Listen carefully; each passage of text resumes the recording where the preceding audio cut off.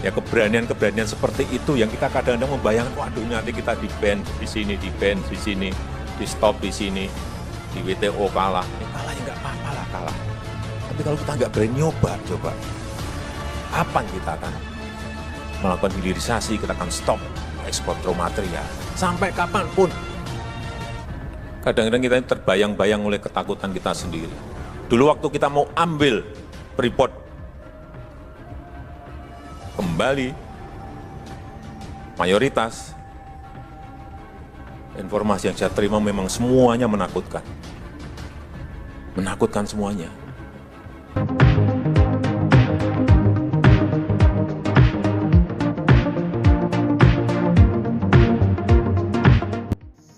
Ini adalah sebuah sejarah yang menjadi kisah faktual Presiden Joko Widodo, di mana pernah membuat 16 negara anggota G20 dengan kekuatan ekonomi terbesar di dunia terpaksa harus gigit jari. Kejadian itu terjadi di negara Italia, Roma, di mana segala ruangan pertemuan dan agenda sudah mereka persiapkan. Ke-16 negara itu masuk ke dalam ruangan sembari menanti kedatangan Presiden Joko Widodo. Namun mereka terpaksa harus bubar seketika lantaran Presiden Joko Widodo tiba-tiba berhenti dan balik badan tepat di depan pintu ruangan pertemuan. Jokowi memutuskan untuk batal hadir seketika karena melihat ada sesuatu yang aneh dan mengganjal dalam pikirannya, alias mencium bau aroma yang tidak sedap di dalam pertemuan. Kisah tersebut diungkap sendiri oleh Presiden Joko Widodo pada Kamis 23 Desember 2021 lalu. Dan cerita ini memang tidak banyak diekspos di media sosial, namun dibenarkan oleh sejumlah Menteri Joko Widodo.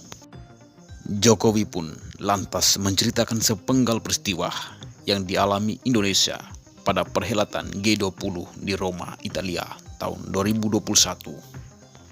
Pada kesempatan itu, Jokowi digiring ke sebuah ruangan bersama 16 negara lain untuk menandatangani sebuah dokumen rahasia kerjasama yang ia belum baca sebelumnya. Dalam pertemuan tersebut, setidaknya ada 16 negara yang akan menekan kerjasama rantai pasar global. Jokowi yang mendengar hal itu bahkan sempat terkejut untuk mengikuti perjanjian tersebut. Kemarin kita di G20, 16 negara sudah kumpul untuk tanda tangan mengenai global supply chains. Ini wah bagus nih, kita ikut. Namun setelah membaca secara detail kerjasama tersebut, Jokowi memutuskan untuk menarik diri dari perjanjian tersebut. Pasalnya, dalam kesepakatan tersebut ada klausul yang mengharuskan Indonesia untuk terus mengekspor bahan mentah di saat Indonesia sudah menekan larangan ekspor nikel. Setelah mengetahui secara jelas maksud terselubung dari kerjasama itu, kepala negara ini langsung menghentikan langkahnya. Begitu baca, waduh ini kita disuruh ekspor bahan mentah lagi ini. Begitu mau masuk ke ruangan, kita nggak ikut. Dan seketika itu juga, semua anggota forum yang ada di dalam ruangan tersebut satu persatu keluar. Pertemuan buyar dan bubar. Jokowi pun menegaskan bahwa pertemuan tersebut rupanya sedang mengincar negara Indonesia. Hal itu memang terbukti di saat dirinya menolak untuk ikut tanda tangan. Kemudian pertemuan pun terus batal. Semuanya bubar nggak jadi, yang namanya ini. Hanya gara-gara kita nggak mau tanda tangan, semuanya jadi buyar lagi. Karena saya tahu juga ini yang diincar sebenarnya hanya kita aja.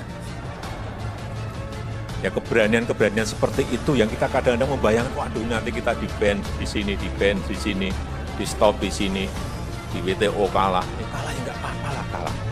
Tapi kalau kita nggak berani nyoba, coba. Kapan kita akan melakukan hilirisasi, kita akan stop ekspor raw material. Sampai kapanpun kita hanya menjadi negara ekspor bahan mentah. Padahal kalau kita jadikan barang jadi, bisa lipat 10 kali, lipat added value-nya. Nikel saja itu. Jokowi menegaskan bahwa dibutuhkanlah keberanian dalam mengambil suatu kebijakan. Apalagi menurutnya posisi negara Indonesia dalam hal ini memiliki peran yang cukup besar.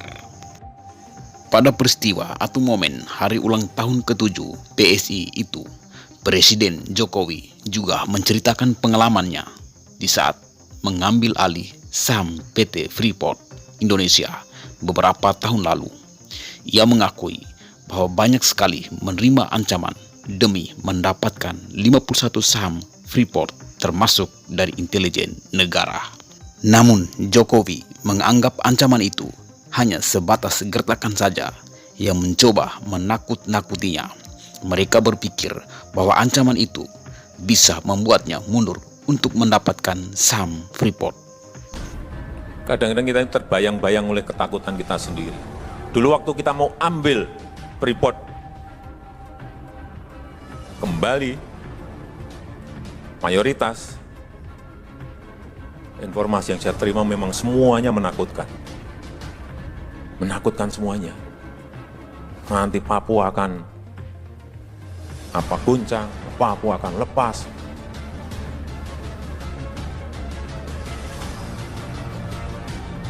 Amerika akan marah.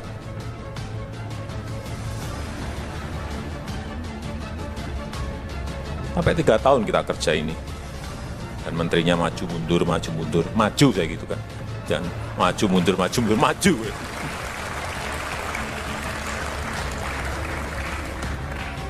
Ya memang ngeri. Menurut Jokowi, Freeport berjanji untuk membangun smelter dan melakukan hilirisasi tambang. Namun, sudah 30 tahun janji itu tidak pernah terrealisasi. Maka dari itu, saat Freeport sudah berada di tangan Indonesia, maka hilirisasi harus dilakukan. Dulu suruh bikin smelter saja berpuluh-puluh tahun nggak geleng-geleng terus. Sekarang nggak bisa, kita udah 51% bikin smelter. Langsung nyatanya saya perintah, di Gresik sudah langsung dimulai. Karena memang pemiliknya kita sekarang. Meski kerap dan dinilai lemah dan tidak kompeten, bahkan disebut pelongo-pelongo atau kebingungan oleh para oposisi, Presiden Joko Widodo ternyata memiliki sisi keberanian yang luar biasa dengan keyakinan yang kuat untuk berpihak kepada rakyat. Dia tidak takut sama sekali atas ancaman ataupun tekanan dari para elit maupun mafia yang menjadi backingnya. Jokowi juga pernah menceritakan bahwa saat dia memulai pemerintahannya, dia melihat perusahaan negara Petral, anak perusahaan Pertamina, syarat dengan para mafia. Ratusan triliun negara tiap tahunnya mengalami kerugian akibat permainan mafia di Petral. Ketika Jokowi mengeluarkan perintah untuk membubarkan Petral, dia ditakut-takuti oleh banyak pihak.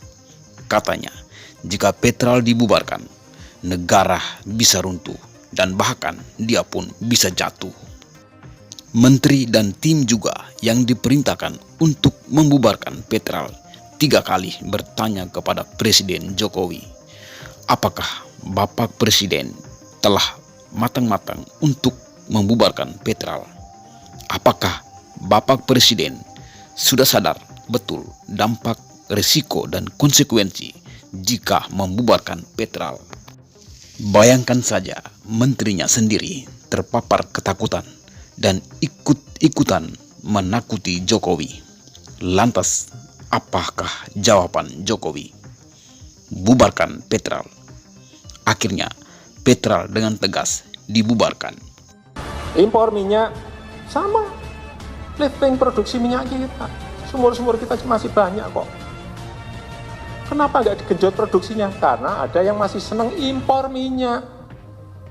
Satu pun, tapi ini saya tungguin betul. Saya sudah minta Kapolri ikut nungguin. Pak Kejaksaan, Pak Jaksa Agung ikut nungguin. Nanti saya minta KPK juga ikut nungguin. Harus rampung. Pekerjaan besar ini harus rampung. Kini, Presiden Joko Widodo berada di ujung masa jabatan. Tak lama lagi, kita akan kehilangan sosok keberanian yang mempertaruhkan segalanya demi negara Indonesia. Menurut Anda, siapakah yang sosok yang paling tepat melanjutkan cerita keberanian membela negara ini? Apakah sosok ketiga calon ini di tahun 2024? Hati-hati dalam memilih, jangan salah memilih. Jika tidak, Indonesia akan kembali ke titik yang tak bisa balik. Salam cerita kita. Sampai jumpa. Anda memang hebat.